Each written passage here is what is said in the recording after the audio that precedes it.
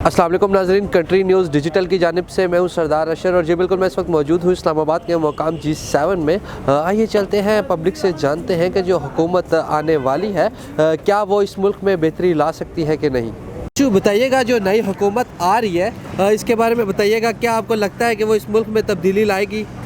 बिस्मिल्लाहिर्रहमानिर्रहीम।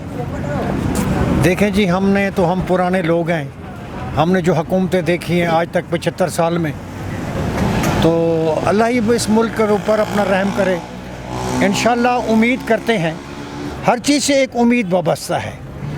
इंशाअल्लाह ताला उम्मीद है कि अल्लाह बेहतर करेगा। अच्छा काम करेंगे तो अगली दफ़ा वोट मिलेंगे, अच्छा काम नहीं करेंगे तो कोई नहीं देगा वोट इनको। बिल्कुल जी, बताइएगा आपको नई हुकूमत से क्या उम्मीद है, क्या बेहतर करेगी वो आपका मुस्तकबिल?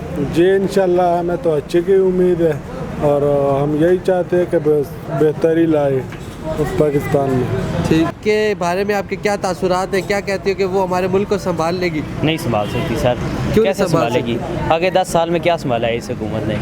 देखिए PTI की हुकूमत आएगी, देखिए वो मुल्क को चेंज करेगी। 3 साल पहले उसने लगाए हैं, उसे हटा दिए। किस वजह से? कोरोना आ गया था। कोरोना की वजह से उसने मुल्क को चेंज करना था। हालांकि अमेरिका जैसा मुल्क बैठ गया था। अमेरिका का मुल्क बैठ जाता है तो हमारा मुल्क पाकिस्तान है, वो क्यों नहीं बैठ सकता? हालांकि वो ये तरक्की पजीर भी नहीं है इतना। अमेरिका तरक्की पजीर भी था, उसके पास इतना काम है। बताइएगा, नई हुकूमत से आपको क्या उम्मीद है कि वो कुछ बेहतरी लाएगी इस मुल्क में? नहीं, बिल्कुल भी कोई उम्मीद नहीं है इस हुकूमत से। पाकिस्तान के किसी हुक्मरान से हमें उम्मीद नहीं है, तो इससे क्या होगी? एक ही है बंदा जो हमारा अडियाला जेल में बंद है, अगर वो आ जाए तो उससे हमारी कुछ बहुत ज़्यादा उम्मीदें हैं। कुछ नहीं, हम नौजवानों की बहुत उम्मीदें हैं। वो तो ये तो बस अपना काम करेंगे और लंदन चले जाएंगे, इनका क्या है? जी बताइएगा, नई हुकूमत से आपकी कितनी उम्मीद है, कि आपको लगता है कि वो उस मुल्क में तब्दीली ला सकती है?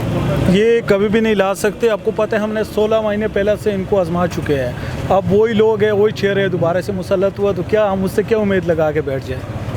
तो हमारा उनसे कोई उम्मीद नहीं है कि ये कोई अच्छे की तरफ जाएंगे। नई जो हुकूमत आ रही है उसके बारे में बताइएगा ज़रा, कि वो क्या इस मुल्क में बेहतरी लाएगी?